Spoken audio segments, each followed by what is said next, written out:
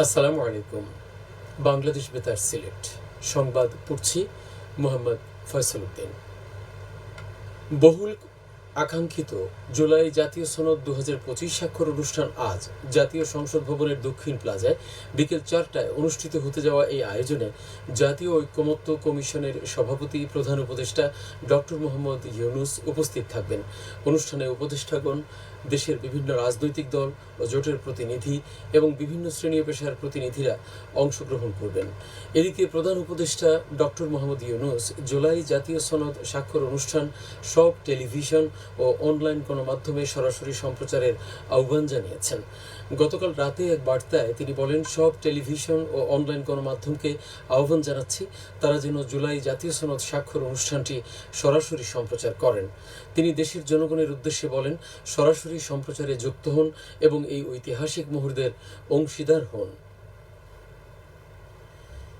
চলতি বছরের এইচএসসি ও সমমান পরীক্ষার ফল প্রকাশ করা হয়েছে গতকাল সকাল 10টায়। প্রতিটি শিক্ষা বোর্ড একযোগে এইচএসসি ও সমমান পরীক্ষার ফল প্রকাশ করে। সিলেট সহ দেশের 11টি শিক্ষা বোর্ডে গড় পাশের হার 58.83%। এবছর সিলেট বিভাগে পাশের হার 51.86%।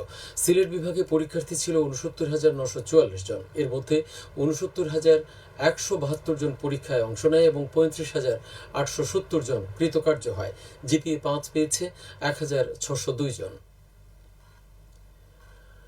সারা দেশের মতো সিলেটেও আজ পালিত হচ্ছে আন্তর্জাতিক দারিদ্র্য নিরসন দিবস। দারিদ্র্য, ক্ষুধা ও বৈষম্য দূর করার অঙ্গীকার নিয়ে জাতিসংঘের আহ্বানে প্রতি বছর এই দিনটি বিশ্বব্যাপী পালিত হয়। 1992 সালে জাতিসংঘের সাধারণ পরিষদের সিদ্ধান্ত অনুযায়ী 1993 সাল থেকে দিবসটি পালন শুরু হয়।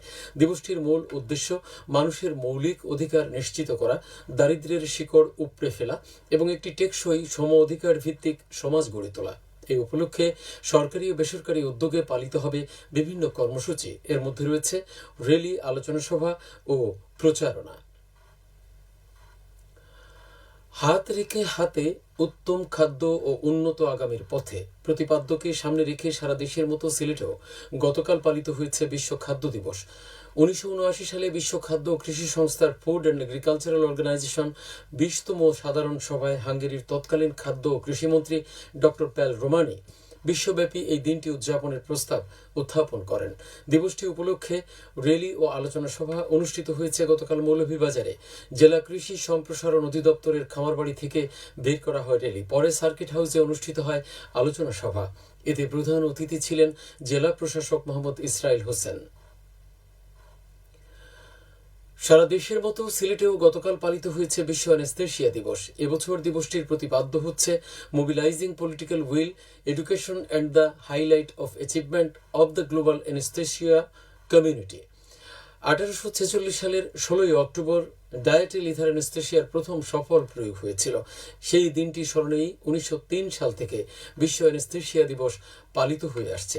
দিবসটি উপলক্ষে র্যালি ও আলোচনা সভা অনুষ্ঠিত হয়েছে গতকাল মৌলভীবাজারে। জেনারেল হাসপাতাল থেকে বের করা হয় সচেতনতামূলক র্যালি। পরে হাসপাতাল সভাকক্ষে অনুষ্ঠিত হয় আলোচনা সভা। এতে প্রধান অতিথি ছিলেন সিভিল সার্জন মামুনুর রহমান। নির্বাচন কমিশনার মোহাম্মদ আনোয়ারুল ইসলাম 4 দিনব্যাপী সিলেট ও সুনামগঞ্জ সফরের জন্য গতকাল সিলেট এসেছেন। এ সময় তিনি বিভিন্ন স্থানে ত্রয়োদশ জাতীয় সংসদ নির্বাচনের ভোট কেন্দ্র পরিদর্শন করবেন। এছাড়াও তিনি নির্বাচন সংক্রান্ত বিভিন্ন কর্মসূচিতে অংশ নেবেন। বিনামূল্যে পোষ্য কুকুর বিড়ালের জলাতঙ্ক ভ্যাকসিনেশন ক্যাম্পেইন চলছে হবিগঞ্জে।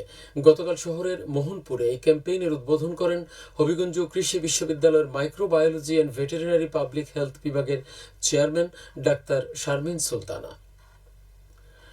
সিলেটের সীমান্ত এলাকায় বিপুল পরিমাণ চোরাই পণ্য জব্দ হয়েছে গতকাল। বিজিবির 19 ব্যাটালিয়ন জন্তাপুর ও কানাইঘাট উপজেলার সীমান্ত এলাকায় এই পরিচালনা করা হয়। এ অভিযানে মালিকবিহীন ভারতীয় 3টি গরু, সুপারি, 2টি অটোরিকশা, পেঁয়াজ ও চা পাতা আটক করা হয়। জব্দকৃত মালামালের মূল্য প্রায় 31 লাখ টাকা। হবিগঞ্জের মাধবপুর উপজেলার সীমান্ত এলাকায় অবৈধভাবে বালু উত্তোলনের অভিযোগে 2 ব্যক্তিকে 30 দিনের কারাদণ্ড দিয়েছে ভ্রাম্যমাণ আদালত। এ সময় বালুসহ 3টি ট্রাক জব্দ করা হয়। গতকাল উপজেলার বহরা ইউনিয়নের মনতলা তেমুনিয়া এলাকায় এই অভিযান পরিচালনা করা হয়। অভিযানকালে মনতলা বিজিবি ক্যাম্প ও মনতলা পুলিশ তদন্ত কেন্দ্রের একটি টিম সহযোগিতা করেন। সবশেষে আবহাওয়া। সন্ধ্যে 6টা পর্যন্ত পূর্বাভাসে বলা হয়েছে সিলেট সহ পার্শ্ববর্তী এলাকায় আজ কোনো সতর্কবাণী নেই এবং কোনো সংকেতও দেখাতে হবে না। আজ সিলেটে সূর্যোদয় হয়েছে 5টা 52 মিনিটে এবং অস্ত যাবে 5টা 24 মিনিটে। সংবাদ শেষ হলো। আমাদের পরবর্তী সংবাদ প্রচারিত হবে বিকেল 4:30টায়।